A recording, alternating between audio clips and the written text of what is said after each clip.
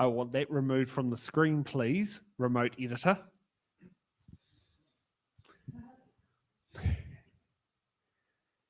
Because... Okay, perfect. That's what we want to sit there and see. Then we haven't got any random questions. So you've had a sneak peek of what's one of our hard-hitting questions tonight. So we've got these candidates here who are vying to become the next mayor of the Kapiti Coast District Council. But with every election, there's one thing standing in the way, and that's your vote.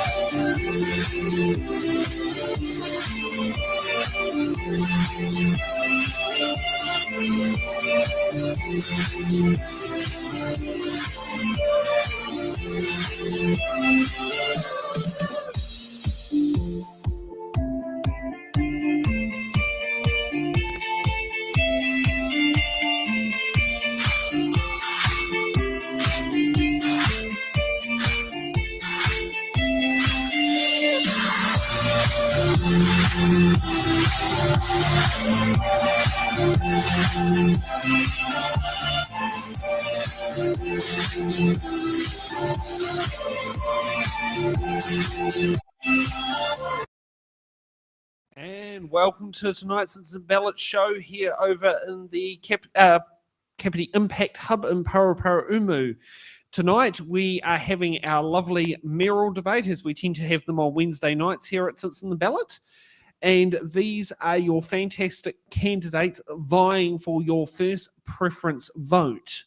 Now, we got a bit of a familiar face here. Bede, welcome back to It's in the Ballot. How are you finding it this evening? Good, Sam, and thanks for the intro, and great to see you dressed by your local sponsor again tonight as well. Fantastic. Yes, certainly. Happy to do so. Now, before we get to our intro video, before we get to our candidates, we'll get to our intro video explaining a bit about the Paraparaumu, the Kapiti Coast District Council boundaries. Kapiti Coast District Council mayoral race. The Kapiti Coast District is located about 50 kilometres north of Wellington and covers the small towns of Paikakiriki, Paraparaumu, Waikanai and Otaki. So, what is unique about the Kapiti Coast, you might ask? Well, it has 3 secondary schools, 4 train stations, a shopping mall and an airport. Now, let's get to the important part, the voting system. Kapiti Coast District Council uses the voting system single transferable vote, where you rank your candidates in the order of preference. You can rank as many candidates you want or as few as you want, starting by numbering them as 1, 2, 3, 4, and so on.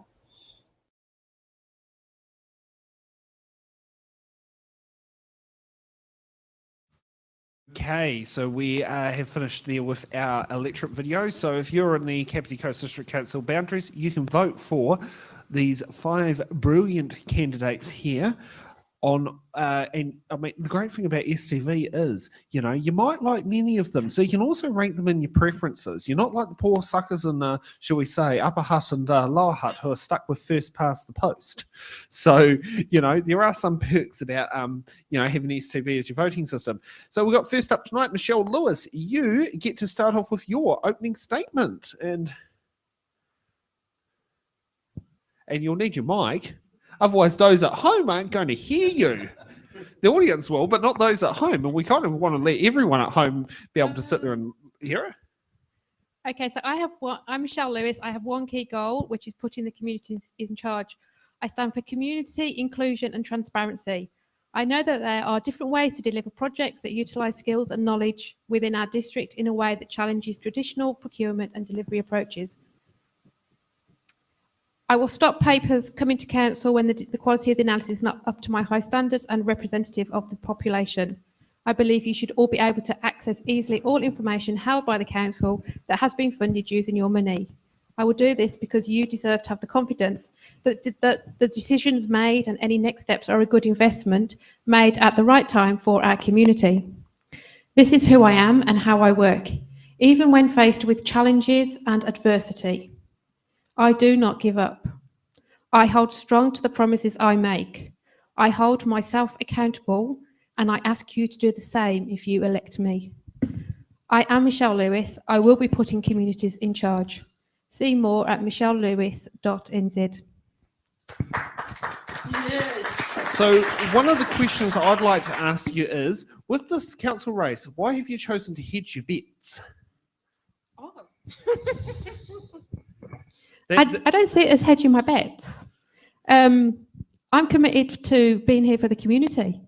And I don't mind whether the community think that's at a community board level, district-wide level, or council as their mayor. I'm committed to delivering for the community. Okay, next up, Murray. Hi, I'm Murray Lobb. That's very loud. I've been on the Kapiti Coast for over 40 years now. I've raised a family here. I've built a business here, which I recently sold after 25 years, and I've been giving back to the community for a long time through my involvement with Kapiti Rotary. I've become concerned about the governance of the region and the continual rate rises. The closed-door meetings and the consultation with the consultants rather than the community have led to some poor decisions. I will bring fiscal responsibility to the council. I want the council to start to live within its own means. I will use my business experience and my leadership skills and my common sense to serve Kapiti as a committed mayor. And ask you the same question. Why are you hedging your bets this election? Yeah, I definitely want to get on council. I prefer to be mayor, but there's only one of us going to make it. And so I've gone for the second option as well. Okay. Next up, Martin.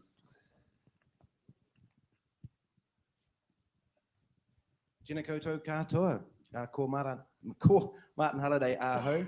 I'm a Wellingtonian born and bred, and 15 years on the Kapiti Coast, and I love the place up here. So I'm asking for your vote in the coming election to be your mayor. Why? Well, I've got 35 years experience in the hospitality industry. I've done management, I've done business ownership, business development, I'm entrepreneurial, but I've developed leadership skills and team building skills in that time. And I've also learned through the School of Hard Knocks. And those are experiences that you don't learn, you have to live them. And I can bring all that to the council table as I have for the past 3 years. 3 years ago, I made a commitment to a part-time role when I was elected as the ward councillor for Paraparaumu to do the mahi full-time. Why? To me, it's important to get an understanding of the businesses you're involved in. And for me, for the last 3 years, it's been getting that understanding of council. I've learnt, I've done the graft, and I now want to step up. As your mayor, I'm asking for your vote. Vote Martin Halliday in the coming elections. Thank you very much.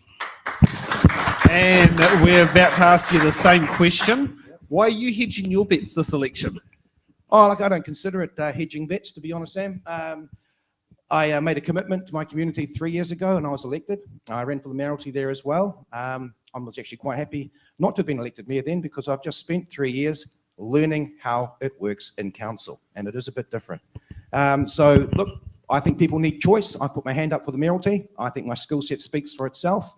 So I encourage you, vote Martin Halliday #1 for Kapiti Mayor. Okay, and next up, Rob. Kia ora. Thank you very much. My name is Rob McCann, and I'm a happily married father of 2 living in Otaihanga, just around the corner from here. The reason I'm standing is because I want to make a difference to my community, and I think that I have got some skills that I would like to put forward as mayor.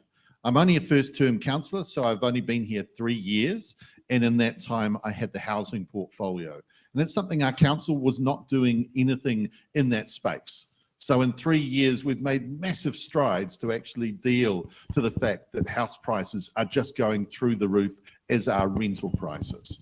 We need to make sure that we're looking after our community, and that's what I've tried to do in my 3 years, make sure that we can make a difference. But I can see there are a whole lot of things that we need to do as a council. We need to win back your trust by having transparency, having open meetings rather than closed door meetings. We need to be honest and open about our communication, and we need to be fiscally responsible with your money. These are things that I think I can bring along with team building and the opportunity to have a council that works for you and is an enabler. And I bet I know what your question is going to be. Why are you going for all or nothing? Well, that's exactly what I thought your question was going to be. It was following a little bit of a train there. The reason is, Sam, is that I've got skills. I want to offer them as a mayor. And if they're not wanted, then I'm going to put those skills to use elsewhere. That's just being honest.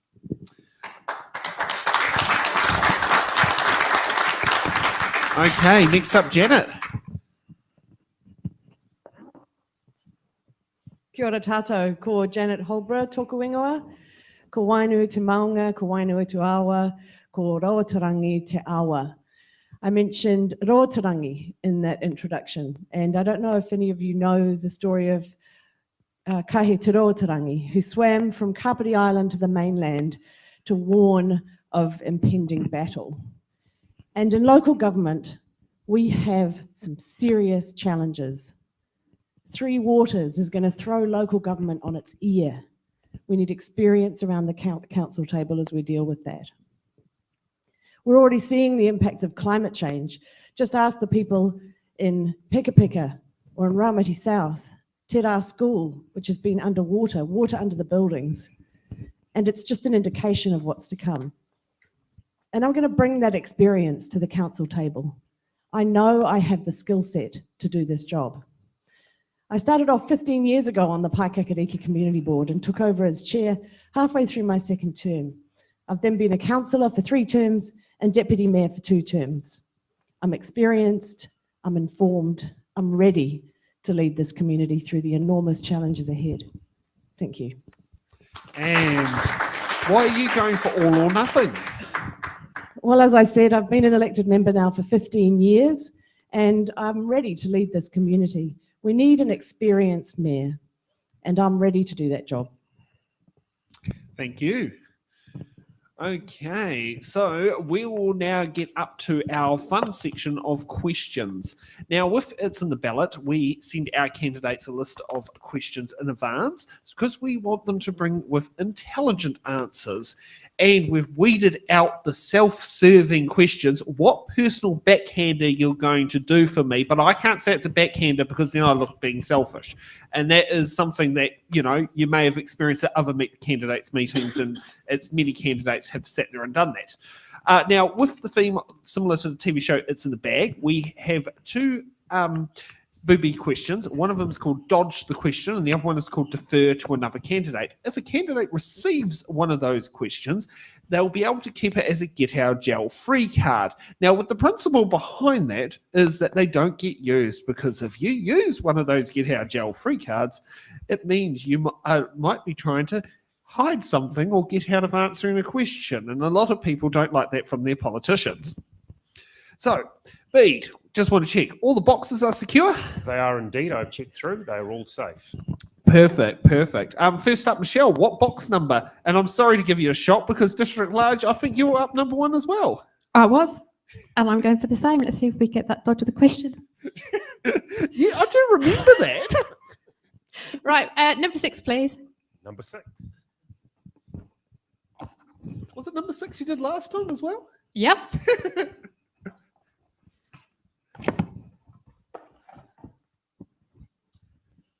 Okay, first question of the evening. Question number 27. 27. How do you propose to foster a more positive public impression of more active modes of transport, such as cycling and walking?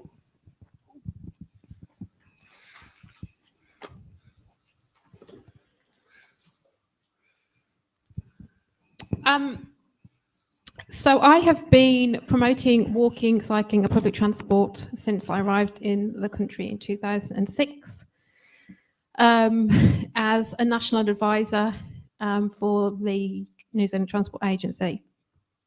And I have travelled between Waikanae and Wellington during that time and 5 days a week, encouraging people to use public transport and demonstrating that you can, do lots of things. You can get a lot of work done. You can relax on the trains, and also through that work, we worked to get the cycleway for us here in Kapiti along the expressway, which you see used well by all these people, older people on their electric bikes, which I think is fantastic. So I would want to try and encourage just greater sharing of information about the cycle network that we've got. People have spent 10, 15 years really creating a well-connected network, and we just need to promote it and get the word. And someone very much a face-to-face person. I like to have face-to-face conversations, and I encourage everybody who's cycled to tell their story of how they've used the network and how good it is. And if there are problems or issues or gaps, then get to council, tell us what they are if we don't already know, and let's start prioritising and just make those tiny little tweaks to make it even better than what it already is. Okay, next up, Martin, what box number? Ooh, what box number? What box number? I am going to go box number 9. Thank you very much. Okay, box number 9.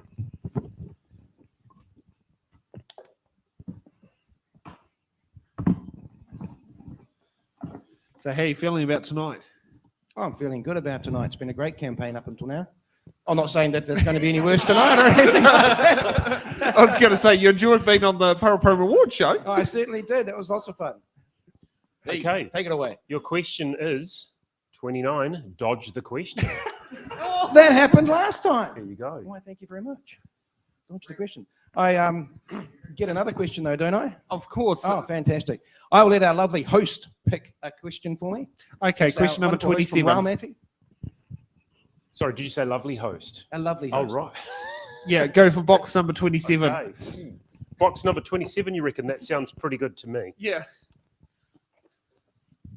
Considering I think the question on the question sheet was 27, so that's why I thought, oh, well, that's a good number. Okay. Question number 12. Wow. Will you ensure any new housing developments are required to have rainwater tanks and septic tanks? Wow, what an empowering question. Look, in the Kapiti Coast, we actually already have the requirement for water tanks. All our housing has to have a water tank in it. That's all part of our water management process. One of those things with 3 waters up on the Kapiti Coast. We're actually being very, very proactive in that area. With regards to septic tanks, yeah, I'll be a big no on that. At the moment, it's not a requirement, and I think it would be quite difficult to do for high-rise apartments, to be honest. But I do think there needs to be a question with regards to properties that are, I don't know, say a couple of 100 metres from the beach, whether perhaps we do need to be looking at having infrastructure that is movable with regards to dealing with climate in the not too distant future. Certainly a conversation to have. Thank you. Okay. Next up, Rob. What box number? Oh, how about we go with number 1? Box number 1. That's the voting we want. So go for that. At least you're not trying to find your way to number 1 for New Zealand First like Tracy Martin. That was a bit Right, that obscure went over for my me. head, Did that but go over there your you head go. as well? Okay. Not just me. Okay, question 23. It has come to the public's attention that there is a lot of chauvinism and misogyny in the council chambers. That's not what's on my sheet. I'm happy to answer what's being read I out. didn't change this question. This is just, I'm reading the card. Question Because 23. 23, it says on my sheet here, last year some councils decided to create Māori wards for this local body elections. Kapiti Coast Council didn't. Okay, what would we like to go forward with? Māori wards or chauvinism? Because chauvinism's a hard-hitting question. That question's loaded. You definitely don't want to go forward with chauvinism. That's something you want to put in the past. The So question let's about can I ask? chauvinism, I can answer both because Chris isn't here. All right. So we're minus one of our candidates. So I've got Okay. both questions and try and stop me. Let's start So with the card chauvinism. question. There's no place for chauvinism at all. And I know that our elected members don't put up with that kind of stuff. Yep.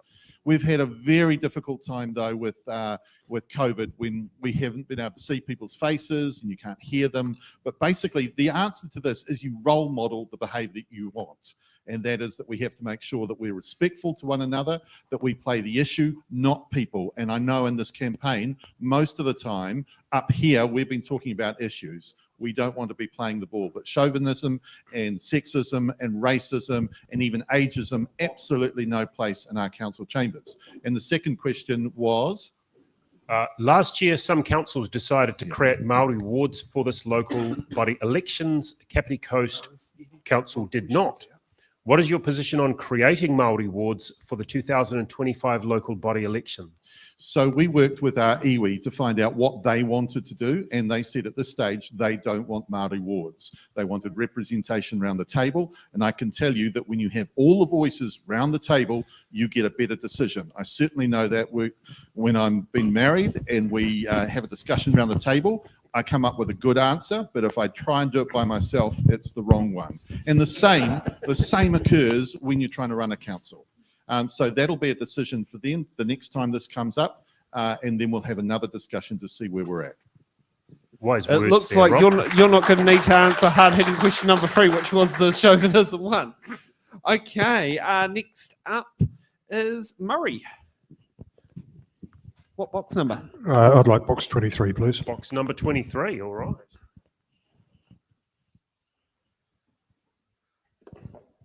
And I've had a look at the card. I'm thinking there might have been a copy and pasting error. Yes, I'm looking at the original document and it's a copy and pasting error. Okay. Copy and pasting error. That was certainly a very confident pick of the box number there, Murray. So good. So that's question number 22. Are you a current member of any political party, and has your campaign received any support from a political party, including access to voter databases and volunteers? Okay, no, I'm not a current member of any political party. I wish my campaign had received that sort of support, but it hasn't. And we don't have any access to voter databases. I'd go a little bit further than that. I actually don't think there's any place in local body elections for party politics.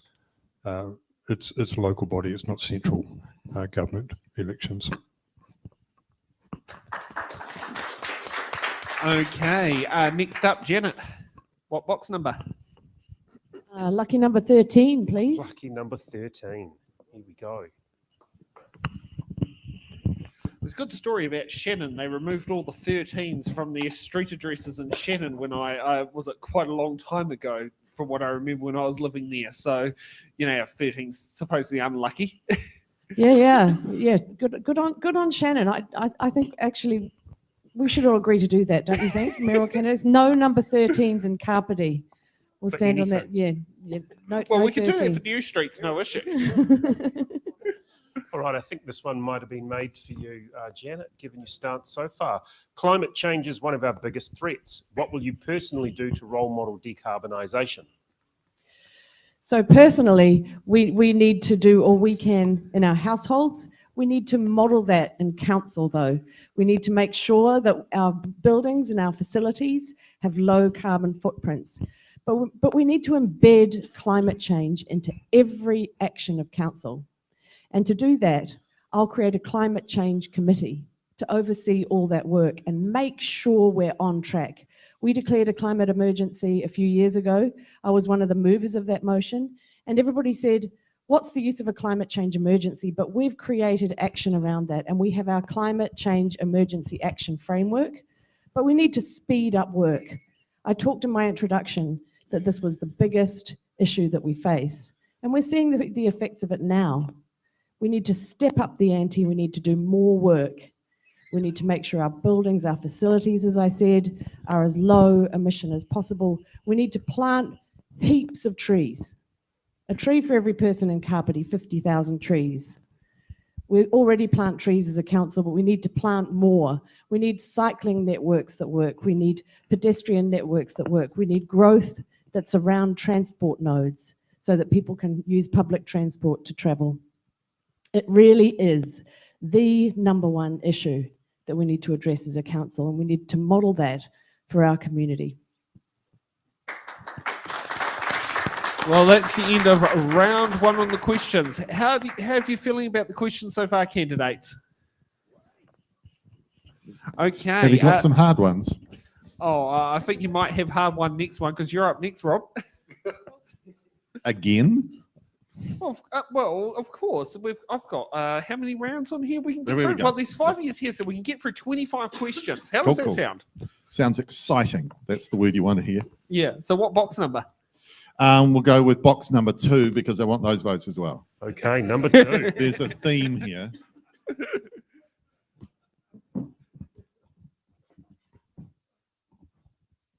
Will you also take number 5 as well? Absolutely. And our sewage will take both 1 and 2s. There you go. Somebody had to go there. Okay, question number 4. Wellington City Council has committed to normalising te reo Māori. Would you commit to doing the same for Kapiti? I think we've got a really good example in Otaki where they have been leading, I think, possibly in New Zealand. We need to absolutely do that. But the thing that I have to say to the people who are watching is don't be scared about new things. Don't be scared about things that you don't have knowledge of. Learning te reo is wonderful. I'm pretty shit at it, to be honest. And I'm pretty shit at most pronunciation. But the reality is new things are good for us. Being able to explore our culture of our country is fantastic. So yeah, absolutely agree with that. Okay, next up, Martin. Again, so quickly. Hang on. Dodge the question ready. B, take it away. All right. I'm going to go number 25, thanks. Number 25. Yep. Woohoo.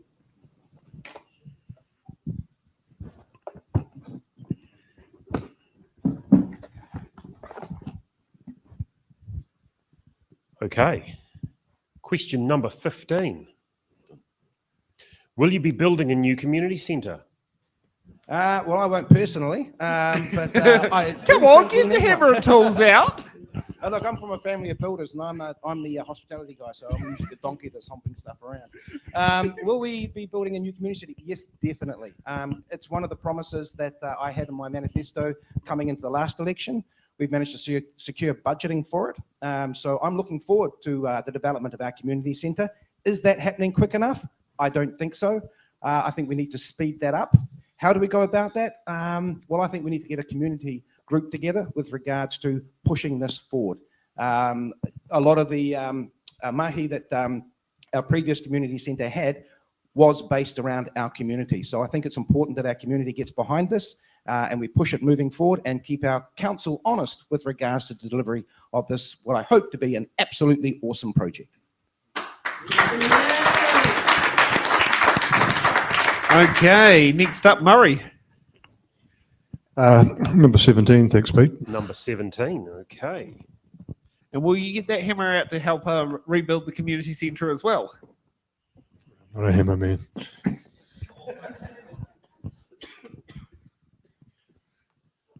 Okay. Question number 7. Somebody had to get this one.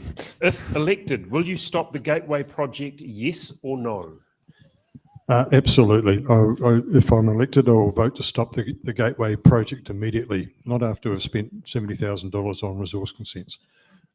This project has been a fail in every way that you could look at it.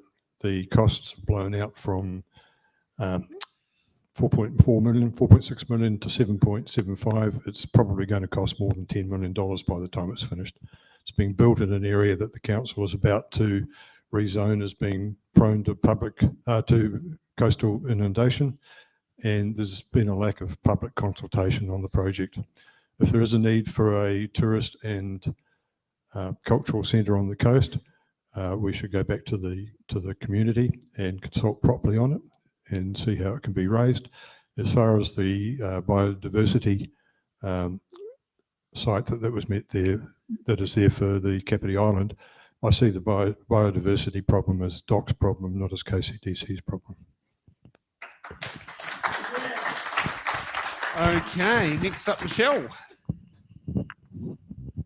Do they go up to number 30? They do. That's for me, please. Okay. And will you be dusting off with your hard hat and a hammer to help rebuild the community centre? I was just trying to decide how to answer that and whether in the chauvinistic organisation I would be the tea lady or not. I could be the dancer up on the top. I don't know. Yeah, I will absolutely be in there with a hammer and nailing it. Yeah. If anybody knows me, I do all the DIY around our place. Well, that's not quite true, but I do an awful lot of it. Assume the house isn't falling down. Question 30 is defer the question to another candidate. Oh, Your luck. well, all the numbers I had lined up to take, that all my numbers are representative of family members, birthdays, and that type of thing. So they've all got a significance. So that was my grand's house number. Yeah, go her. And I was struggling on the rest of them. 22, please. 22. That's my birthday. Oh, it's my daughter's birthday. Good. It's mine as well. Oh, what a great number. I know, it's annoying. Labour Day sometimes falls on it, including being born on the actual Labour Day of 1990. Okay. Okay. Question number 20. A councillor resigns 12 months before the next election. What would you propose for the vacancy?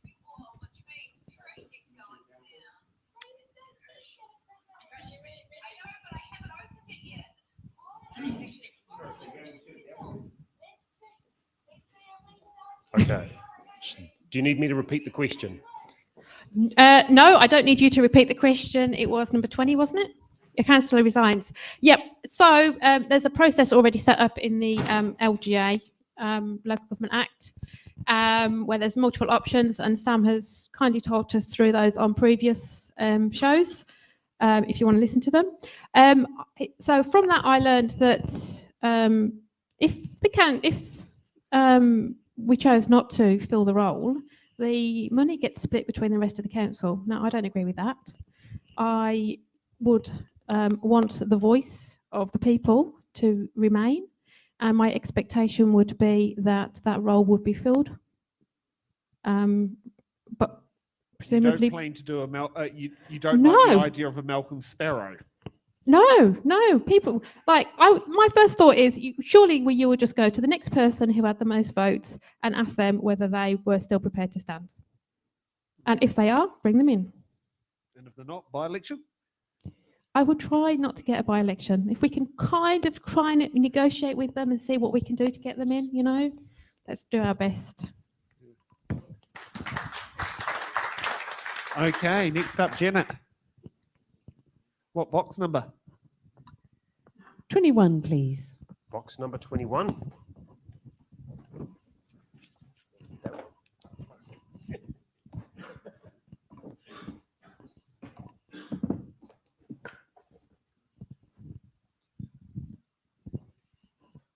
Okay, question number 10. What measures will you support to reduce crime in Kapiti? So in Kapiti, this is a real challenge. I've been talking to some people in Otaki recently who have a lot of boy races around where they live, and they want us to help them. And there are some things we can do in terms of the environment, like we can control the speed environment, we can make our town centres safer with good lighting and things like that. But in terms of enforcement, we rely on the police. And we have a real problem with a cross boundary where Otaki is actually in the Horowhenua Police District. So we need to work between our two councils, Horowhenua and Kapiti, and the police, to work out ways that we can work together to reduce crime. We provide the environment, they provide the enforcement. The other thing is that we know what's happening on the ground. For instance, recently, we know that there have been more ram raids. We know that the people who are carrying out those crimes are younger and younger, sometimes 11 and 12 years old. They ram raid a shop and they steal lollies. I mean, it's a real problem. But the police then tell us that the statistics aren't telling them that there's an increase. So we need to work with the police because we know our communities. So it's a matter of collaboration, partnership, and action. And don't sit down too fast because you're up next. 2 in a row. Lucky me. I'll have number 10, please. Okay, box number 10. Both of those cards where you defer to another candidate and dodge the question, there's only 2 of them. They're gone, aren't they? I know. Damn. We used to have 4. We have 40 questions in 2020. We used to have 4 of them in there, and then Paul William Wood got 3 of them, including 2 in a row at the Palmerston North show. Wow, that's a historic occasion. I know. Well, I wish I'd been there that night. My dad was loving it. Man. Okay, question number 28. Should councils be funding and helping to organise community events? I hoped I was going to get this one. So, for the last 5 years or so, we've been trying to fill this gap in our funding where we fund little events, $2,000, and we fund huge events or larger events, not huge, larger events, 50,000 or 100,000. And there's this gap in the middle. And I've been on the Creative Communities Grants Board for the last 6 or 7 years, 9 years, I think, actually. Oh, I've been on it a bit too long. And we have applicants coming to us for $2,000 because that's really the maximum we can give them. Yet they still have to provide sometimes traffic management plans, portaloos, everything that a larger event needs. So we desperately need a fund to fill this gap in the middle. And we haven't managed to do it yet. But I will ensure in the next year that we manage to set that up so that we can have these wonderful community events. I'm thinking of the Jazz in the Gardens Festival. I'm thinking of the Pickle Pop Festival in Paikakariki. These are wonderful community events and we need to be supporting them. Next up, Michelle, what box number? Let's go. Lucky 7. Lucky 7.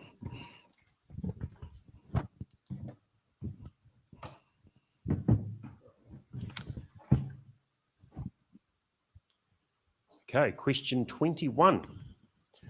What are you doing to ensure young people's voices are heard and actioned to keep our district vibrant and growing? Here, Michelle, what are you doing?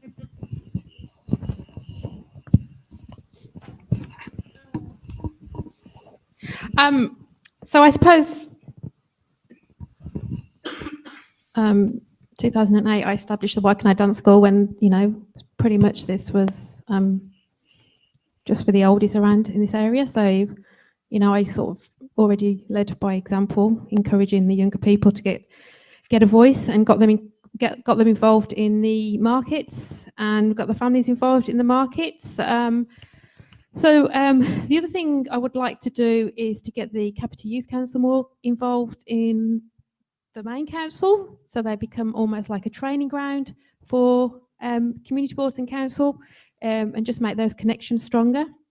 And then the other thing I've been talking a lot about is making sure that any surveys that we do or any consultation is representative of the community. And by that, what I mean is the spread of results should represent the demographics. So I want to make sure when anything is presented to us that we see the demographics of our current population and the demographics of the survey consultation all side by side. And if we've got a gap, if it's not lower and statistically there's a difference, then I want us to go and engage with those that part of the community. And so if that could be if the young people, and I suspect the young people are pretty much underrepresented on many things at the time, and also so that's one of the things. So just lift their profile, give them more voice. Next up, Rob.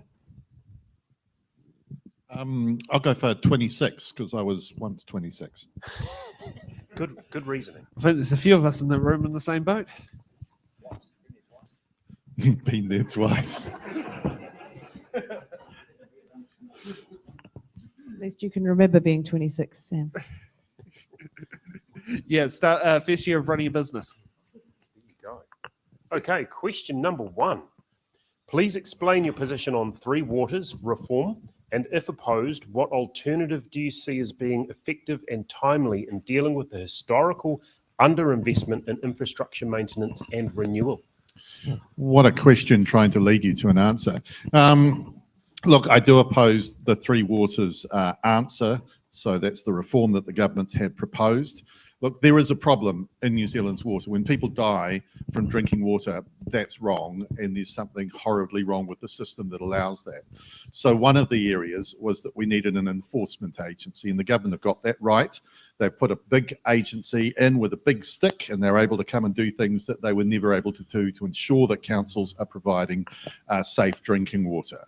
But what they have tried to do is create these supersized agencies that will have scale, and they think that's going to be able to change the investment. And that's really the problem, is that the government haven't been honest that the major problem here is investment in that infrastructure. And here in Kapiti, we're at a little bit of a different position to most councils. We have invested. We know to the north and the south of us, councils are in a particularly different situation. So it's going to probably hurt us, as we will end up paying for Wellington Water, lack of investment, and the same in Horowhenua. The reality is the government need to look at how they're going to fund not only councils, but Three Waters. And that's what we're not getting at the moment, is the actual investment from government. And they're going to debt fund this whole program. And I can guarantee you for the first couple of years, it's not going to hurt you in the pocket. But after that, you're going to see prices increase, and then you won't have any leverage because you won't know who to complain to, because they will live so far away from you. Feel free to download that answer and put it on your social media later on as well, because I think that's definitely worth sharing. Next up, Murray. Legs 11, thanks. Legs 11, okay. Started bingo.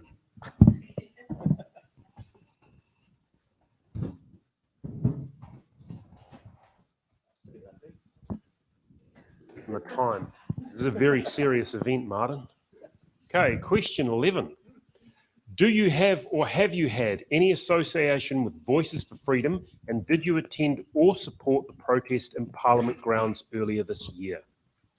No, I've had no association with Voices for Freedom, and I was working too hard to go to the protests, so I wouldn't have been there anyhow. It was an illegal event in the end, but no associations with any of those. Next up, Martin. Radio audience, what number should I pick? What number should I pick? Come on, give me an idea here. 14. What do you got there? 4, was it, or 2? The first half of your 14, pin number. 14, please. 14. The audience has asked for 14. 14. There we All go. right. Okay.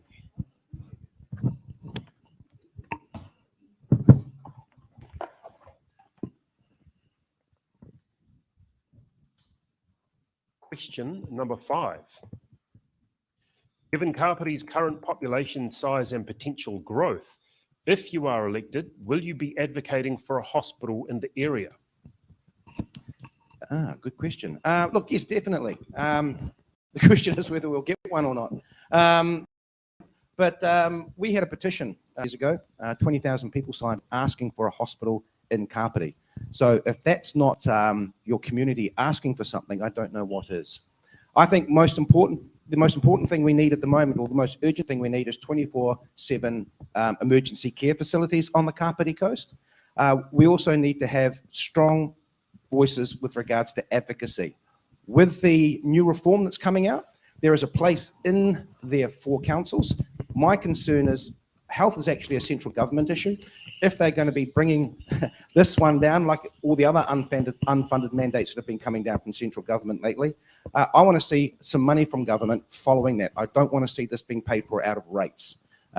We've had a whole heap of unfunded mandates come through over the last 3 years, and it's been taking our staff away from work they're meant to have been doing for our communities, and it's been paid for out of your rates. So, yes, I will certainly be advocating for a hospital, but also for more services via our localities that are specifically required in Kapiti. Personally, I think we need a community group speaking on behalf of Kapiti, and I think our Kapiti Health Advisory Group was well placed for that, to be working with our local EV partners and council with regards to representing the community moving forward. I'll certainly be supporting that. Thank you. And I will mention there that that particular question was moderated because originally it came in as, will you build a hospital up here? So that was more moderated to suit what a councillor or mayor's responsibilities are. Yeah. Okay. And since you just got warm back in your seat, you're back up again for the next box number. Gosh, crikey, Charlie. Well, I'm going to go for number 3. Box And number preferably 3. that's the number you're going to give my competitors. I'll take 1, 2, and 3. Awesome, Martin. Okay, far away. All right. Question number 19. What is your plan for waste management? What is my plan for waste management? Do I get a camera on me at some point? Yeah, that works. Okay, what's your plan for waste management? Look, this is all part of the sustainability question, in my opinion, and there are all sorts of ways we should be approaching this. The most is proactive. I think with regards to waste management, the first step is for us as individuals to step up to the mark. This is something where we personally, the decisions that we make in this space, and this is to do with climate decarbonisation as well, the decisions start with us as individuals. So every little thing you can start doing will make a difference, and it will compound, and it will compound. We have our Otahanga waste facility, which we are planning to develop as a waste reclamation centre. I fully support that, and I fully support all initiatives that allow for us to use that closed loop process with regards to sustainability, upcycling, and making full use of the resources we currently have. Kia ora. Okay, next up, Murray. Number 5, thanks, Pete. All right, number 5.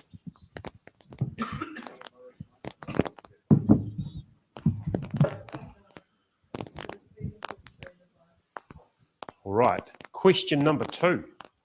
What is your position on the future use of the Paraparaumu Airport Precinct land? Okay, as I see it, the Paraparaumu Airport is not sustainable as an airport. It's not paying its way, and we can't expect the Templeton Group to keep on funding that. As I see it, the council's been working against working with Templeton. I think that the council should be working with Templeton's to see what they're going to be doing with their development, and to make sure that development aids the community. Let's see what we can do if we work with them, and what resources we can get to make the community a better facility.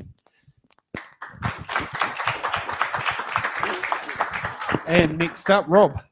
I don't know why you I, keep always been in the middle of the rounds. I'll have number 28. Number And 20. while they're stalling there, Martin, I think you answered the question, does a politician speak when the camera's not on them? No. They cease to exist. That was called a filler, which is probably what I'll need in the middle of this answer. Let's find out. Question number 13. In general, what is your response to the pandemic? Hated it.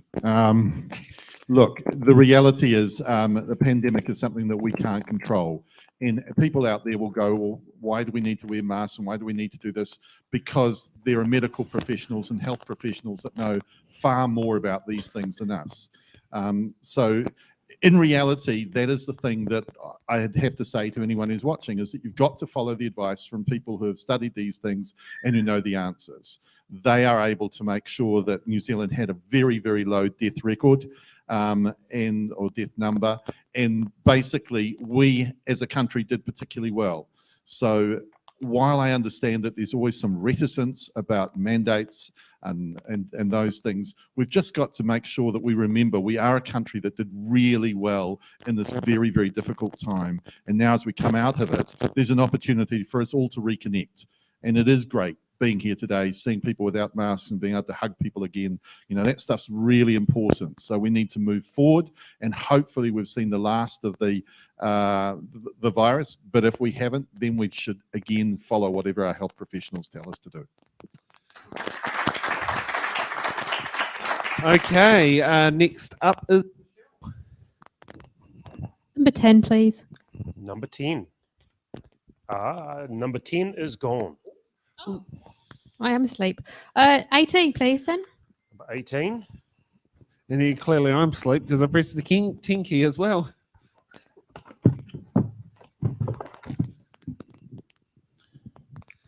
Okay, question number 8. In 2021, Council decided in a closed-door meeting to loan Chatham's Air $500,000 of ratepayers' money. If you become mayor, will you ask for that money to be repaid? So I don't know enough about what the conditions of that loan were. So as I would with for making any decision, I would be getting copies of all the papers, getting a copy of any contract or anything else was used to inform that decision. Of course, there may not be anything. I just heard a strange side to the side over here. I was like, so, but that might be the reality. So I think the question people are trying to establish here is, can we get our money back? And I'm going to guess that they're probably not going to hand us money back on the just for free, for nothing. So is there a way we can negotiate with them, some other way that we can get some value from the Air Chathams that could offset the money that we've given them going forward? So I think there's a bit of a negotiation possibly if we can show that that money should be coming back. Who knows? You know, I don't really know until I've got all that information. But just that's some of my sort of thinking. Some of the questions I'd be asking. Well, at least you're not planning to lead yourself into a court case, which some of the voters who have asked that question may have as the result of the outcome of what they might be wanting you to do. So good, at least you're acknowledging the fact there is got to find out where you legally stand on things. Next up, Janet. What box number? Number 4, please. Number 4. Janet Holborow, 4, Mayor. That's what you're here for, so why not? Okay, question number 18. What do you think about reducing speed limits on the local roads in our villages? So one of the previous elections, I had a postcard with things that I wanted to do in Kapiti, and on that postcard was reduce speed limits in our villages. And I'm pleased to say that that's happened. It's really important that we have town centres that are pedestrian friendly, and Trish knows about that. And that involves having lower speed limits. The next thing we need is lower speed limits around our schools, our kura. And that's something that's going to come in legislation through the Road to Zero work that's happening through central government. So yes, absolutely. Really slow traffic through town centres, really important. And actually, I remember my days of being at Paraparaumu College when they dropped Mazingard Road from 70 k's down to 50. So, and that would have only been, I think, 14 years ago? But I remember they always liked it. You could race up there, but safety-wise, it's probably a lot safer. Yeah, Kapiti Road used to be 70 as well. Yeah. I was on the council when that was reduced to 50. Yeah. So yeah, bring them down. Bring those speed limits down. Plus, it's also more, plus less fuel usage because you're not speeding up and slowing down again. Yeah. So next up, Rob. What box number? We'll go with 16. Box number 16. Here we go. Well, you pre-opened this. No. They're all sealed. And they weren't sealed by The B. integrity of the seals on the boxes are all intact, so be sure of that. All right, question number 25. Should all of Kapiti Coast share a dog pound facility? That's an interesting question. The reality I is thought they did. we do. We share a dog facility, and the reason why you don't have multiple is the sheer cost. because if you've got one of those facilities which require pretty specific, it's a pretty specific building, and we've all been through it. It's a pretty sad place to be.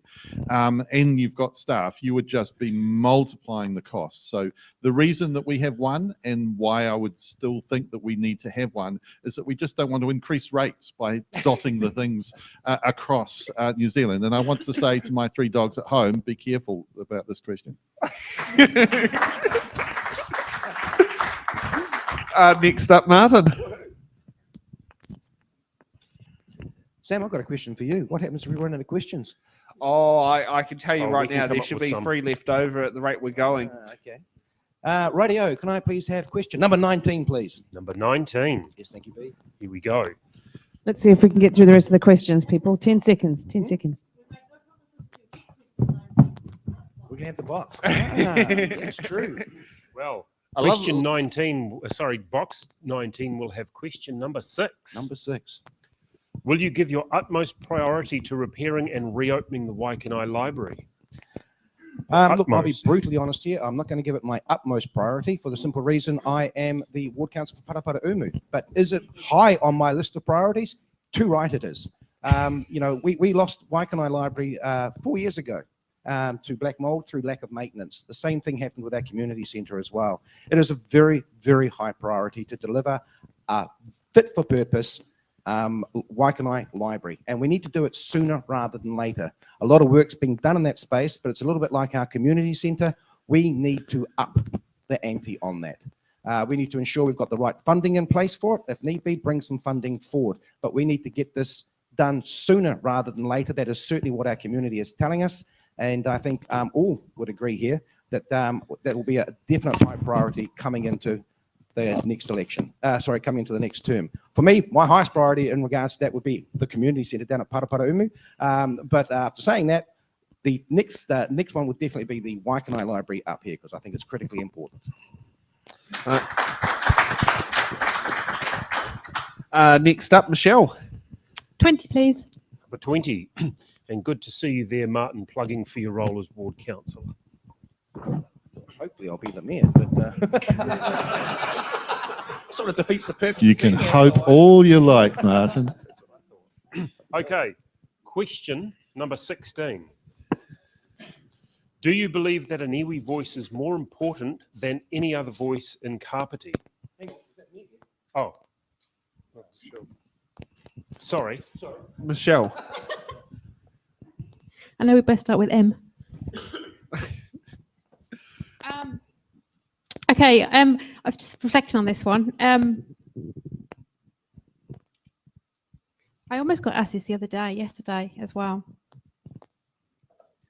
So, coming from the UK and having seen, read a bit about the history, I suppose I take it from that perspective as well. And I think about all the white people that came before and what they've done, and I've seen how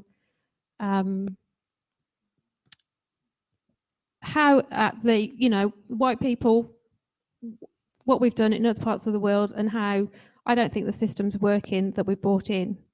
And I connected really closely with particularly the Resource Management Act and the consideration of the land, the air and sea. And from my economics background, just understanding the value and how it's limited resources. So I had a very close connection personally when I arrived and just saw that, which you don't get when you're living overseas. So I think it's, for me, I feel there is this is a personal thing. Obviously, there's a whole heap of legal things that we need to consider, but I just wanted to go from my personal perspective. For me, there is a need to readdress that balance. Personally, I can see that lots happened in the past where we haven't given that voice. And the last project I was working on, which was around engagement, again, iwi voice and Maori voice into the National Data Investment Plan. And we engaged with over 25 iwi Maori organisations across the country, which represented over 500,000 iwi. And that was just a start of, it wasn't perfect, but it was the start of how to engage. So are they more important than any other voice? That's kind of, yeah, they're trying to push me. Hopefully that gives you an idea of where I come from, and I want to make sure that their voice is heard and that we respond to it, and we do that in a way that is respectful and acknowledges all the history and all that they. I just think they just completely understand how the natural world works and just value it, and I just think that's more important. I have a feeling they were trying to lead the question down a different path, and thank you for not falling into the trap. Next up, Janet. Can I just answer that question first? Yeah, go ahead. Yeah, yes. Tangata whenua, people of the land. Libby Hakaraia just got an honour. I think it was an NZME, and she runs the Māori Land Film Festival.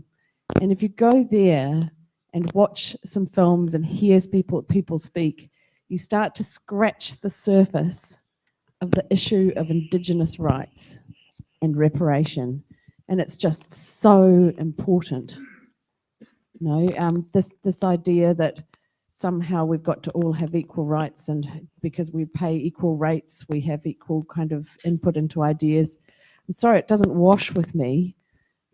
Our relationship with iwi is key, and it's expected, and it's really important. So, yeah, I just wanted to answer that question first. Now, what box number? Number 15, please. Number 15. Okay, nearly there.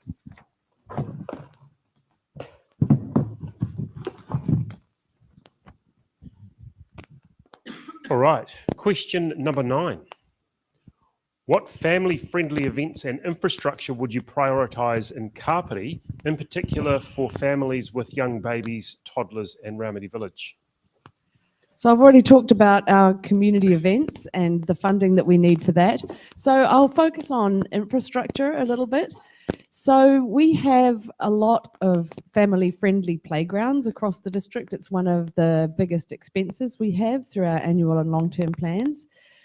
I had a little thought as I was on my way in the car about this one actually. So we have playgrounds in our kindergartens and in our schools, and we have playgrounds in our parks. So Kapiti College, the facilities in Kapiti College, the doors don't close, the gates don't close at 3 o'clock each day. We have a college there that's being used. We have a gymnasium there that's being used. We could have far more utilisation of our kura as community facilities. Also, there's not enough activities for toddlers to be able to do indoors in Kapiti. We have the Ramati pool building that's sitting there starting to deteriorate. Does it still have water in the pools? Sorry? Does it still have water in the pools? No, there's no water in there. There's a whole lot of old books in there. The Lions Club use it to sort their books at the moment. So nothing's happening in that building.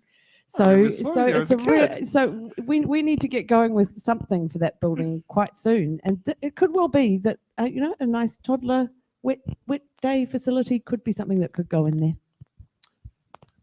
Okay. Next up, Murray, for the last question from the boxes. Number 24, thanks, Pete. Number 24. All right.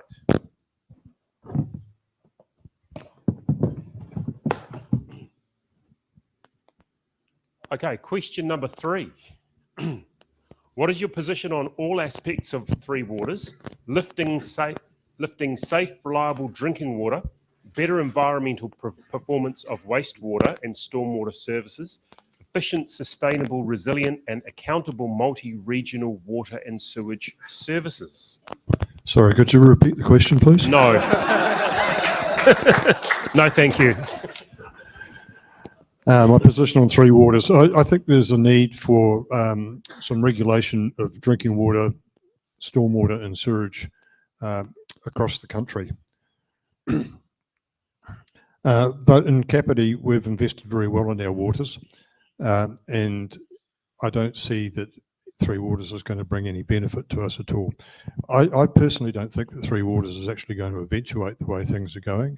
There's one major party saying they're going to overturn it, and I think that the other major party are going to start running clear. So it may not end up being an issue at all, but I can't see the benefit in Three Waters for this area.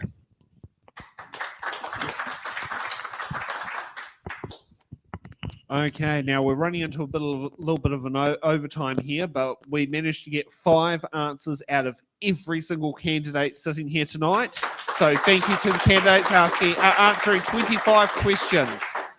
Okay, so we're going to take a bit of a break here, and then we'll be back after the break with hard-hitting questions.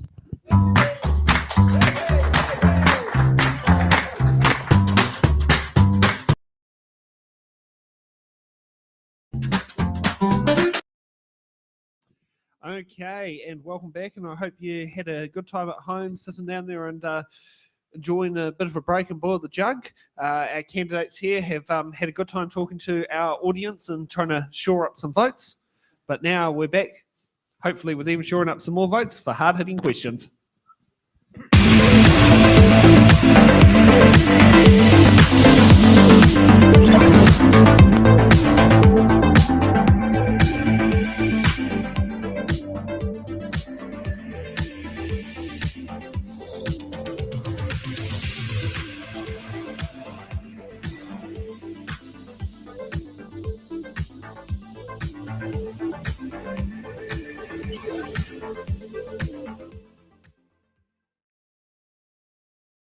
Hey, and welcome back. So with hard-hitting questions, these are some of the most concerning issues in communities and frequently repeated questions submitted to the question line, that sort of thing there.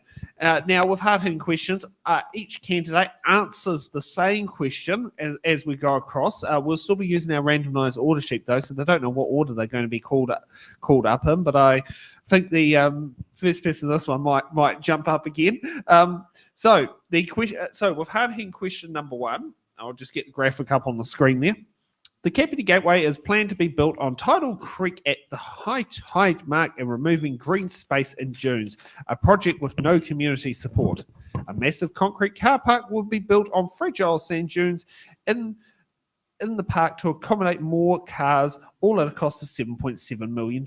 Can each candidate state if they have previously supported the project, and if so, how this aligns with their climate emergency and climate change stance? Yes or no? Will you vote to stop or support the project? And let's start off with Michelle. I was certainly right about what I was going to say just before. I feel like, should I jump up? Because I'm the only one that hasn't stood up all night. I'm quite happy sitting here. That's how we did the first show. So we're sticking with that. I don't know. It's the random convention this show's got. So obviously, not being around the council table, I haven't supported this previously. And when we started to get asked questions, the first thing I did was go and hunt out on the council's website all the public documentation in relation to this, which were the council papers, and read them from the start all the way through so I could see the story.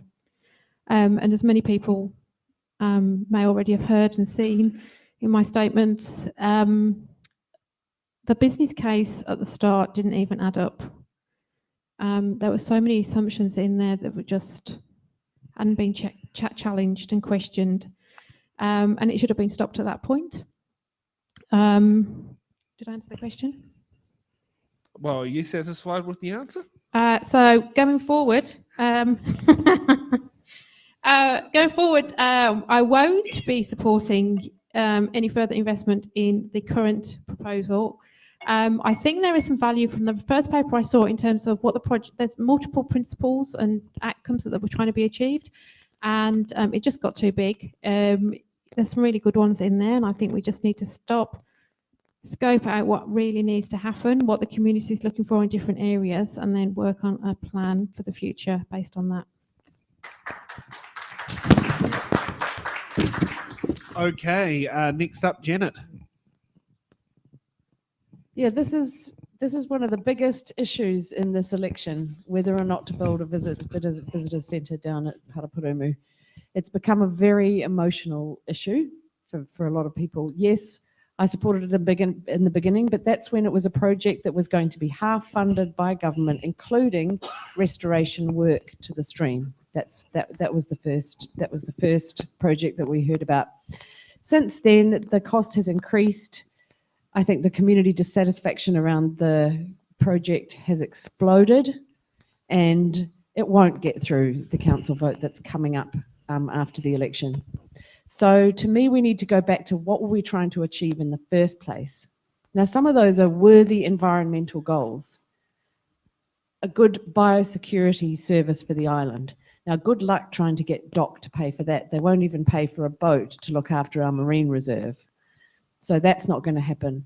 We need a decent biosecurity check for that island, something that's going to encourage business and tourism in our area, and something that tells our cultural story and our history.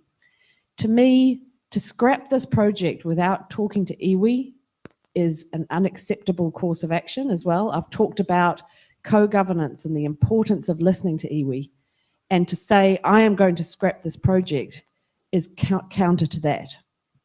But as I said, this project's in trouble. It won't get through the vote after the election. So let's work out what we can do responsibly as a council.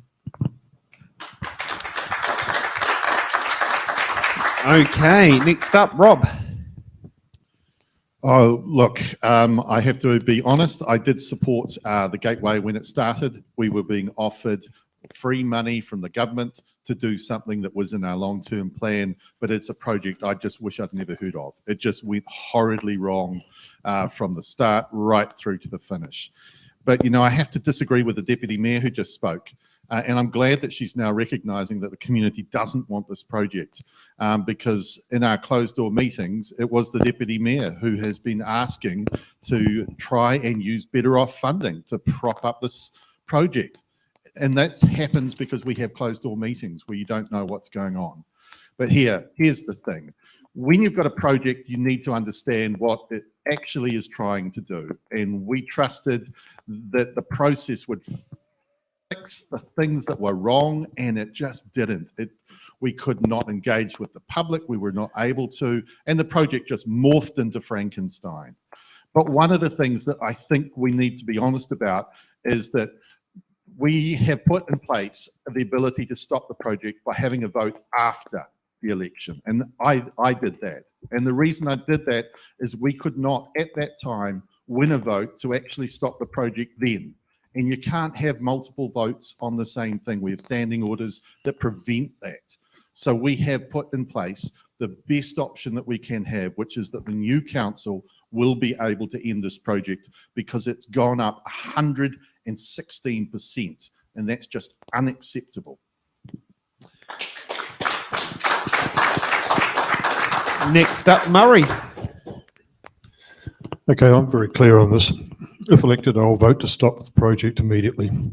I've never supported the project, and the process to get it through to this point has been appalling. The lack of community consultation and meetings behind closed doors have resulted in some very poor decisions, and this is one of them. This type of behaviour is unacceptable from our councillors. I understand that some current councillors who previously voted for the project are now requesting another council vote on the project, but that's not until after $70,000 has been spent. $70,000 of your money has been spent on resource consents and after the election. The approach that the council has taken on this is an arrogant disregard for ratepayers' money and their views, and it must stop. Okay, lucky last, Martin. Thank you very much, Sam. This is a project quite close to my heart. Look, I'm one of these councillors that believes action speaks louder than words. So I've been opposed to this project right from the beginning. Local knows local, but it wasn't just that even. You know, it was a very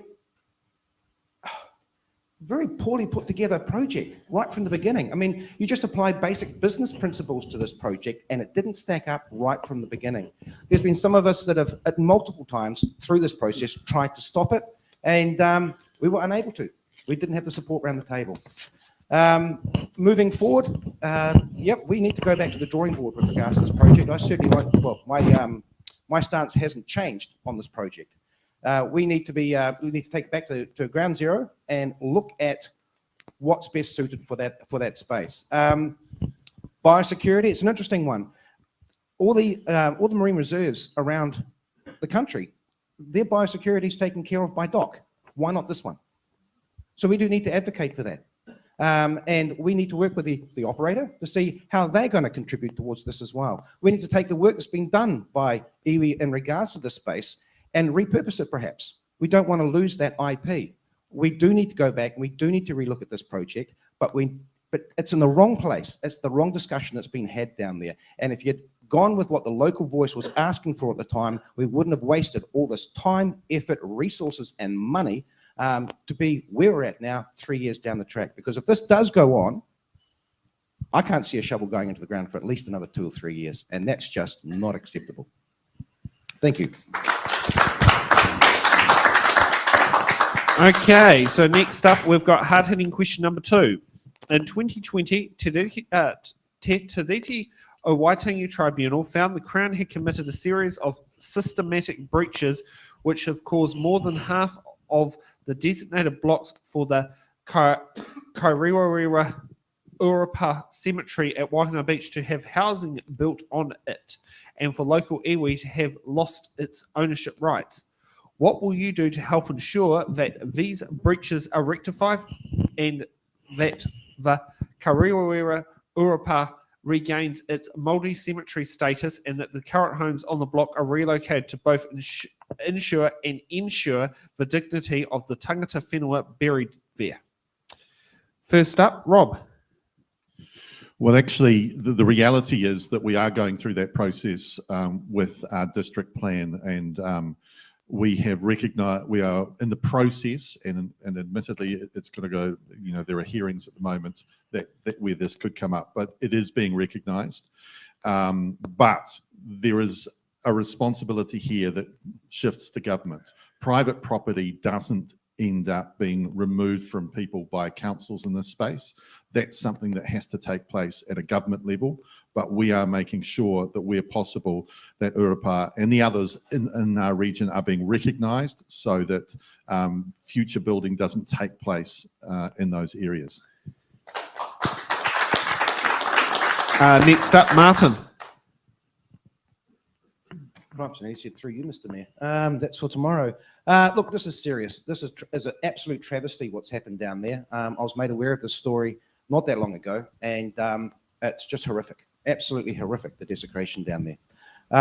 But as Rob's pointed out, this is an issue being addressed in the current consultation that's being done at the moment with regards to the redesignation of land areas around the district. With regards to the second part of this question, though, with regards to current housings being relocated or who pays for that, that would be a central government question, and that's a central government answer. That's not a local government scenario there. But look, taking it as a broader question as well really does hit home around our engagement that we have with our local iwi, but it's not just local iwi, it's local iwi and our local Māori. It's very, very important that we build relationships in these spaces with all Māori in our area, so they all have a say in how our district's moving forward. I think that's crucially important. But we need to be aware of the sites of importance to Māori around our district, and we need to respect them for what they are. Thank you very much. Okay, next up, Janet. Yeah, I agree with what's been said about this so far. More specifically, this rests in central government to some extent with Heritage New Zealand and the Ministry of Culture and Heritage, and there's legislation working its way through Parliament which will speed up the process for rectifying these issues across the country. So, yeah, this is really, appalling was a good word actually, what's happened here. And it's an example of many such urapa across Aotearoa, and it's something that really needs to be addressed. And I'm glad that there's legislation going through, that we've got something going through our district plan, and that this we can start to right the wrongs of the past. Okay, next up, Michelle.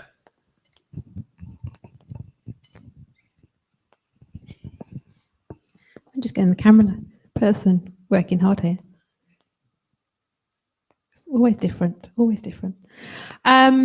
Yes, everything that's been said before. So I think for me, it was really around relationships and understanding the experience and having that sort of personal touch with all the people who were affected so that you can be empathetic in the way you deal with each one of them as you're working through the process. So it's not just a process of papers and ticking the right boxes, but there's that personal connection between people as well, that you can actually take that through with you.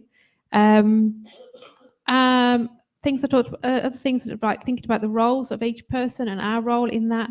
What else can we do to help? Is there other things that we can do?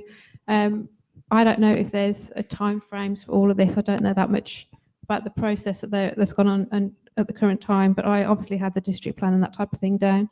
And I guess through the expressway work, there was a lot of work around Urapa down there, and just I got an understanding of the area around there because through the work through the say Kapiti did, which I'm quite open to talking about. I understand some of the local iwi issues, and I want to get to understand more of them and help, as I was saying earlier, rectify those things of the people that came before me. Okay, and Murray. Yes, I agree with the others. This is truly an appalling situation. No one would be happy if housing was built over a loved one's grave.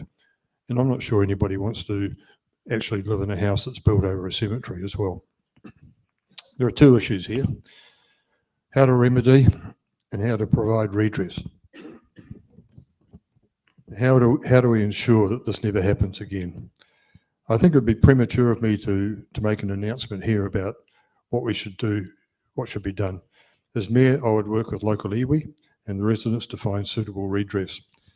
And I would order a thorough review of the council processes that led to this situation occurring. Thank you for that. Now let's head for hard-hitting question number 3. It has come to the public attention that there is a lot of chauvinism and misogyny in council chambers and among public in general towards female members. What would you do to eliminate this inappropriate behaviour in the future? First up, Rob, which I believe you've given a good the irony detail. is, I've answered that question, so I think I should answer another question. No, there's no point answering that again. All the viewers have seen it.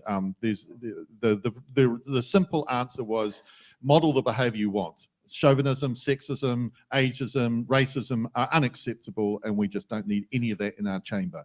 And for those people out there who are still thinking about who you're going to vote for, just remember we're all human beings. So think about the policies that we stand for, not whether you don't like our faces or whether you think we're dicks or whatever it is. Just think about the policies and how that is going to influence you. Okay, Michelle. Well, I've worked with engineers and in the transport sector for 25 years, pretty much being the only female in many of the teams. And so from a young age in the profession, you know, it's quite normal to not be listened to and have stranger things said to you and just kind of, you know, I'm pretty thick-skinned by now. So I do model those behaviours, and I won't discriminate against anybody at all, and I stick to that, which means that I will listen to everybody and I would take on everyone's views, even if I don't agree with them. I think everyone's got a place. We just have to find the right place for them so that we can build everybody up and make sure that they are the best that they can be and contribute into a world where we all get on and can live in harmony, even with different views and opinions. So that's what I lead, that's what I do, and that's what I lead by. And I will continue to reinforce that, and I will talk to people, and I will be really open with people around that, and I will tell it how it is if something's not right. Okay, next up, Martin. Righto. Look, something I want to be very clear on here is this question is a question that's come from the community. But in the last 3 years that I've been in council, I've not seen this behaviour at the council chamber. I've been very proud of the relationships we've all had around the council table with each other. And I don't want to have the perception that we have this sort of big issue around the council table, because that's not what I've seen. After saying that, there's no place for this sort of behaviour, and there's no place for bullying as well in the council chamber, in any work environment. We have processes in place. If there's a member of the community that feels that this is going on, or they know someone this is going on, so I urge them. We have processes in council. Please use them. That's what they're there for. They're there to protect you in your workplace. What will I do to eliminate this inappropriate behaviour in the future? Well, one, lead by example, but two, it's just not acceptable. It's just not acceptable. It's as simple as that. Thank you very much. Okay, next up, Murray. Okay, if this is happening, it is actually not acceptable. It shouldn't be tolerated in any workplace, and I won't tolerate it at the council. There's endless amounts of research to show that diversity brings better outcomes. We need people of all ages, all ethnicities, all abilities and all identities to want to work for our council if we want to best serve our community. Okay, Janet. Look, I'm gonna agree with Martin here. I haven't seen this really. Chauvinism, misogyny. I don't think we've got a big problem with that at council at present. But what we have had in the past, and it still creeps in here and there, is a problem with respect. To me, respect is really important. Respect in person, respect in the chambers, respect to staff, respect to our fellow councillors, and also respect online. If we can have constructive, respectful conversations, that's when we really achieve things. And it doesn't always happen. So rather than get sidetracked by kind of allegations of chauvinism and misogyny, I'd just like us all to think about that. And as we go through this campaign as well, is just respecting each other. And thank you for that, all candidates. Thank you all that. Now, a bit of a, I hope a more light-hearted, hard-hitting question. Can you please choose one candidate standing in each ward that you'd like your voters to vote for in order to help build your team as mayor? Starting off with Martin. Okay. This is a fun one. Rightio. We'll go through the district. Old Tacky would be Chris Papps. Chris is our current chair of the community board, and she's put her hand up to step up into the next role. For Waikanai, it would be Jocelyn Pavanov. I've got to know her over the past 3 years at the council table. I think she does a fantastic job. And I'm going to do a shout out for Nigel Wilson in that space as well, who's been very, very supportive of all the councillors standing across there by allowing us to use KC News as a site. Moving down into Paraparaumu, that's real simple. That's me. I'm standing for the Paraparaumu ward as well. And I'm not going to endorse anybody else because I don't think that's the right thing to do. But I will note that Murray's also standing there as well. And Kathy on our board, who's also put her hand up, has done a fantastic job on the community board as chair. So a big shout out to her as well. Sophie is my pick down in Ramati Way. I'd love her to be on my team. Why? Because she's just awesome. And she does fantastic work in the climate and sustainability space as well as youth. I just don't think we could recreate that with some of us older fogies as such. District-wide, Carl, can you bring that banner down there for me, please, if you don't mind? So from a district-wide perspective, you might see the sign here. That's Liz Coe. There's also the angle on there as well. That's Liz Coe. So we recently came to an arrangement. If I'm mayor and Liz gets in as a district-wide councillor, I've asked her to be my deputy mayor. She brings a huge amount of experience and expertise to the table. I think we're very, very lucky that she's put her hand up. I will note financial arrangement. And I will note Carl Webber here as well. Old Carl here, good mate of mine, but he's running for our community board. So please vote for Carl in that respect. And Bede, stand up, Bede. Come up here and take a bow as well. Bede's on our. He's our fantastic host and supporter by the shirt that is being worn by Sam over there. You get a look at that at Holy Smokes down Raumati. By the way, Raumati is very close to Paraparaumu, which is the centre of the universe. Just saying. I think that's about my pick district-wide as well. And look, shout out to Lawrence Kirby here as well with regards to all the fantastic work he's done around Impact Trust in our community as well. So that's the team I'd like to start off with, if you like, with regards to a team to serve Kapiti. Thank you very much. Okay, next up, Janet. Listen, I'm not going to tell you how to vote. I think that's your job to do the research, find out people's policies, vote for what you believe in. For me, whoever you pick to be at my table, I can work with them. I've worked with different community boards, different councils. I'll make it work. Just do the research, pick the people you want, and I'll make sure I work with them. Okay, next up, Murray. Okay, I support democracy and I have no intention, like Janet, of telling you people how to vote. I think the best council makeup will be a collection of people with different views, different ages, coming from different backgrounds, but who all share a common sense to be committed, pragmatic members of council. We need common sense problem-solving skills and to bring focus to our council. I believe our council should be making it easier to get things done rather than creating obstacles. They should undertake more consultation with the community and less consultation with the consultants. And you should vote for Murray Lobb for Paraparaumu.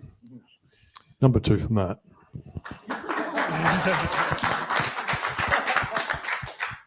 Okay, next up, Rob. Oh, got the wrong order there. Oh, that's Rob. right.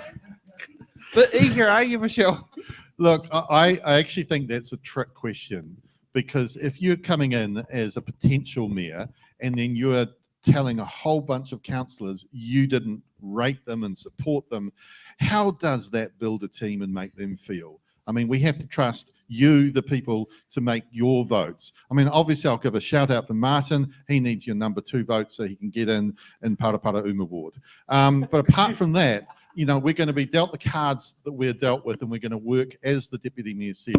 You know, the way I approach it is you help everyone on stage. So when Janet's billboard fell over, we put it up, me and my son. And when there was graffiti today, Janet cleaned my face and I cleaned her face. It's not as personal as it sounds, but it's as close to that as we get during this campaign. But the reality is there is one role that I do want you to encourage, and it's outside our council.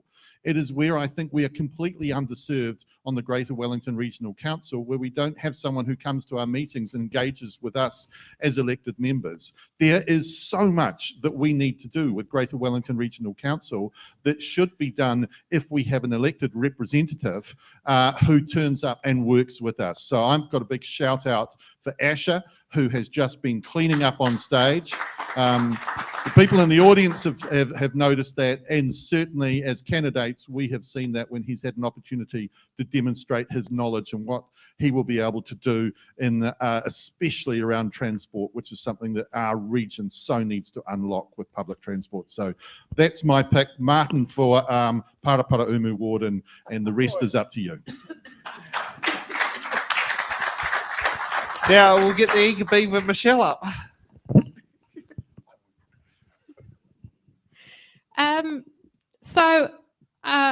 I haven't joined up with anybody or talked to anybody and said, I want you to be part of my team. And we're already hearing that here. And what I take from that is when we get round, if those people get in and sit around the table, they're going to have their little majorities and their little pet projects potentially going on. So I'm keeping absolutely open mind on everything, and I'm connecting with as many different people. And my expectation of the mayor is that they act as the leader for a whole group of individuals that can come together as a team. And they don't have they're not influenced by one part around the table. So I'm staying completely independent of any of these other groups, because that's what I think you need in a mayor. So my team, when I look at it, it was made up of diversity to make sure that we had people on there who were willing to challenge, people on there that represented the parts of our society that are regularly underrepresented, people who would be strong and speak out for those people. I made sure that we would have legal people around the table that for us, and also that we have people who have got practical experience and know the processes, whether it's construction, whether it's part of government process or business case process around the table, so we've got the right skill set around that table. So that's what's really important. If we get it too much one way with not enough skills and experience in local government or the process, then we're going to have a tough time. So it's really important to have a broad range of skills, different people, very representative of your district. Thank you, everybody. Now, we've got 3 minutes till the end of the show, so we're going to be heading into overtime. So can we get your closing statements narrowed down to 1 minute? Is that achievable? Okay. Let's start off with Murray's closing statement. Yeah, well, I thought our opening statements were into 1 minute, but that didn't happen either. Kapiti faces many challenges, but we also have many opportunities. I want to see the council make it easier for people to do things in Kapiti rather than getting in their way. I want to control the expenditure. There is fat in the budget, in my opinion, that needs to be looked at very closely on a line-by-line basis of the budget analysis. Working with the new CEO to justify every dollar that we spend. If I'm elected, as I said, I'll stop the gateway. I'll bring fiscal responsibility, and there'll be no more closed-door meetings. So if you're looking for a fresh approach for Kapiti, for some meaningful change and some common sense, vote Murray Lobb. Okay, next up, Michelle. So I started my campaign up in Otaki at Mariland and met for several hours with the trustees up there to get an understanding of the issues in our area. And that gave me a huge insight into what amazing people and talent we have in our area and how we have reached out to across the world and how the people in our community are influencing and driving change. And so I want to be a voice for those people to help continue that journey. So I am experienced. I have over 20 years working in local government, and I've got international experience that I can bring. So I know the internal processes already, having been in the as a staff member, also manager in the council. I've got experience of leading high performance teams, and I encourage people to go and talk to people that I've worked with, because the staff never want me to go, but I need to move on.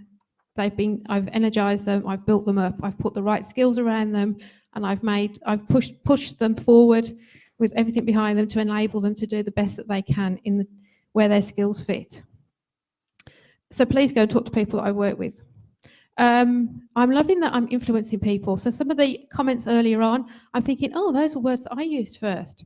Great, I'm influencing, and I'm going to keep doing that, and I'm going to keep adding new words, and I'm going to hope that these people behind me keep constantly wanting to pick them up, and I hope they know what it means to put them into action, because that's what I know. I know when I'm saying something, how I'm going to action it all the way down. Now we need to start wrapping up. Oh, that's fine. Look, the systems are driving poor decision making, and I'm about efficiency. So that's where we need to put our focus. So I am about communities, inclusion and transparency. I am Michelle Lewis. I am putting communities in charge. You can see on my website, which went live today, michellelewis.nz. And Sam, I didn't defer the question. Okay, next up, Janet.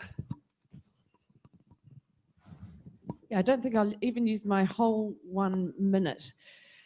So I've been really fortunate tonight to talk about some of the things that are really important to me.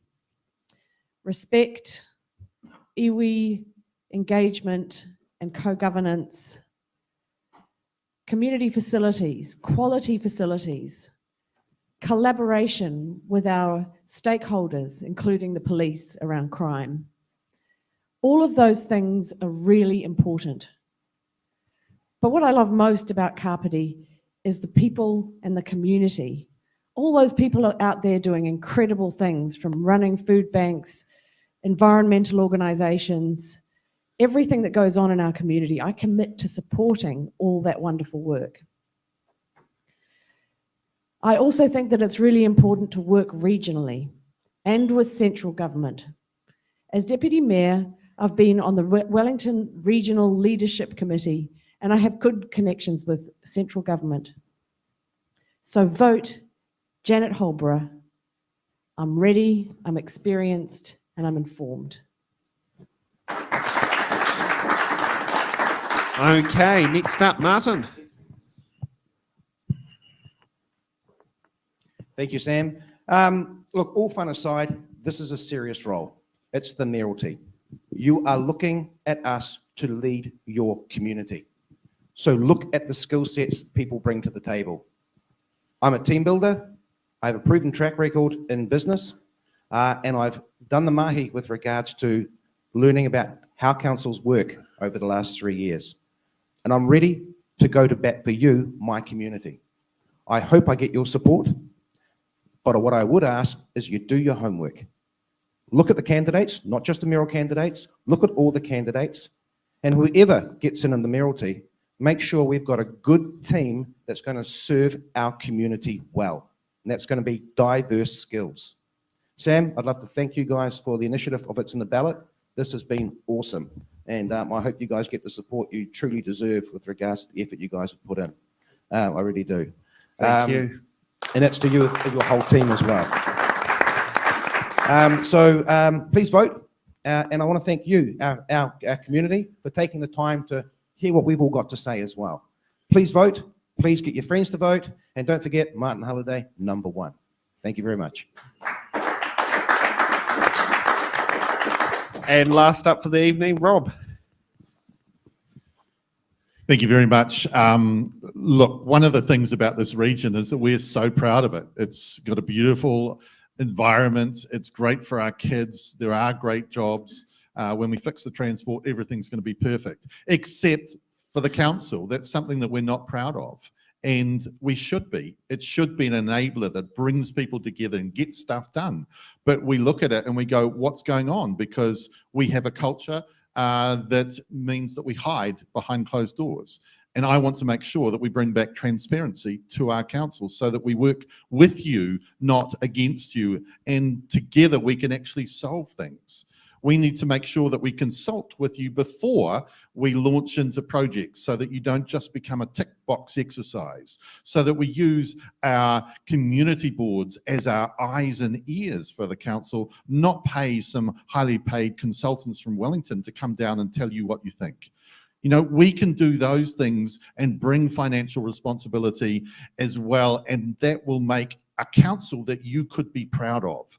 And that's what I want to bring as mayor, those three things, and the ability to build a team that can actually get things done as well. So thank you all. Thank you very much, Sam. I won't blow smoke up you because you can't vote for us, but for you out there, audience, we'll blow smoke for another 3 weeks so that you can understand what we really stand for. And thank you so much for listening. And yes, Rob is right. I personally cannot vote up here because I'll be in Wellington City Council, but I do have a grandmother, my mother, my dad, also my brother's I'd just mother. like to apologise to his whole family. Shall we say? You're my friend, Sam. You're my friend, Sam. Was it a stepbrother who can vote? And there's a long list of decent people up here who are eligible voters that can vote, who are voted for me. Many cousins as well. Now, thank you to Michelle, Murray, Rob, Janet, and Martin for coming here this evening to celebrate this. Thank you so much for being there. And as I usually sit there and say, because this is a very frequent dig, I wish our WCC counterparts could sit there and show the same effort. But, you know, as you've seen so far, 6 out of 6 incumbents have not appeared. You know, can we also thank Stacey, Eddie, Ray, Nick, and Bede for making things happen tonight? These are behind the scenes. You know, these are all the people behind the scenes there. And thank you to the audience for coming this evening, and thank you to the online audience for participating. And one thing I have to sit there and say, thank you for 0 racist comments tonight. I am very pleased about that, because last night I was a bit disgusted. In our first Māori Ward show, the only comment was complaining about the fact that they're Māori and about trying to link us to a few things. Talking about funding there. We wouldn't mind a bit of a hand with that, considering we're a crowd-funded organisation with you guys, the viewers, who are going to be help making it work. If you would like to buy an event ticket and use the donation option, you can sit there and do so. And possibly, if you want to sponsor a question, they're $50 for a box that you can sponsor for the show. Remember, rule number 1, if you do a sponsor question, it has to be targeted at any candidate, because if you try to target the question to be at one specific candidate, you might have the nasty shot when another candidate picks it up out of the box. And if you also want to sit there and those who are in here this evening, I do have an FBOS machine for donations, which is proudly used by my business. Since, you know, and Carl will be doing the nice funds of taking your dollars if you want to do that tonight.